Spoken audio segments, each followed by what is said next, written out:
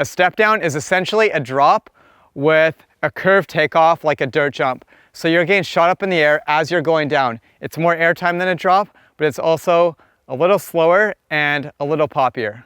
Now, step downs can be quite intimidating because they're completely blind 99% of the time. For example, if I'm coming into the jump and I'm standing right here, it's not until I'm at the very top of the takeoff here that I can actually see the landing. The rest of the time is completely blind. As you're coming into it, if you're coming like into a downhill, then dipping into a takeoff, you won't see the landing at all, and you'll have no idea how fast to go or where it is. And for that reason, a lot of riders go too fast off step downs because they're nervous, they overshoot it, it's never really good, and that's how crashes happen. That's probably the most common mistake with step downs, is going too quick. If you look at the physics of a step down, it is taking you up and over. So you can actually hit them way slower than you think, and it's gonna take a few times of actually hitting it and practicing it to really understand that and get that muscle memory down. Depending on your riding style, there's two main ways you can hit a step down. You can be the more racer style and you can go fast and scrub it and stay nice and low, or you can be a little more free ride. You can go slower, you can pop it, you can preload and like get yourself up and over.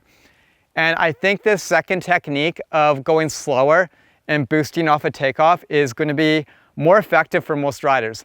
The number one reason I say that is because it's way too easy to go too fast on step downs, especially for people who are used to riding drops all the time, and this type of feature is really new to them.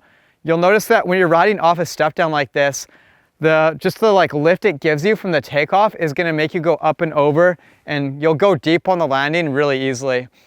So even if you feel like, okay, my speed's correct, this is how fast I'd go off a drop, the first time you hit it, you land like more than halfway down the landing, then you know to adjust accordingly and to either scrub it or pop it. But popping is a really great, slightly more beginner technique for people new to this because the speed's lower, the consequence is a bit lower, and since you're up in the air a little higher, you have a little more room for error, and you can treat it more like a drop and less like a jump, because once you pop, you're falling in the air for a longer period of time.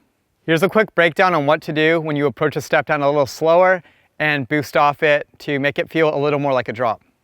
As you're coming into the takeoff, I want you to preload and get ready to pop off it like it's a steep dirt jump.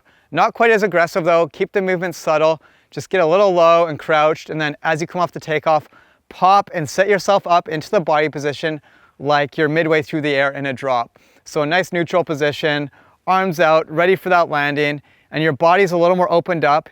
You're not staying low and you're not keeping your body parts tight together. You're nice and opened up and you're getting ready for that landing zone.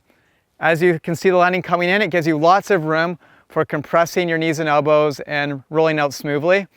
You'll also find if you're going slower, the impact might be a little harder on the landing because you're also going a bit higher in the air and you're landing with a little less speed, so you're not getting that really quick momentum that you would if you were to do the scrubbing technique.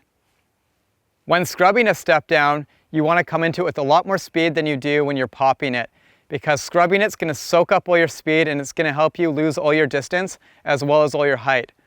Keep in mind all the basic scrubbing techniques like pushing your way into the lip, getting that butt back, getting those heels dropped, and just getting nice and low and keeping your body parts nice and tight together.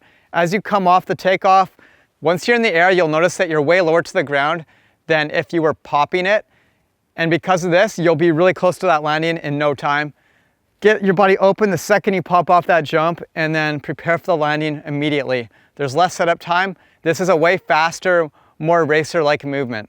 The landing won't feel so much like a drop landing. It'll feel more like a really low, quick jump. So imagine a speed gap on a trail where you kind of just glide into the landing. When you hit a step down this way, you should get that same feeling. And this is a lot more advanced, it's a lot more high speed, and I would say it's more high risk.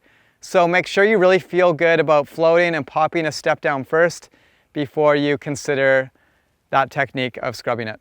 There's 3 key takeaways for learning step downs. Number 1, you can go way slower than you think. Number 2, it's a combination of skills. Imagine dirt jumping and drops combined into one. And number 3, practicing your speed judgment is one of the most important things to do before you start approaching features like this.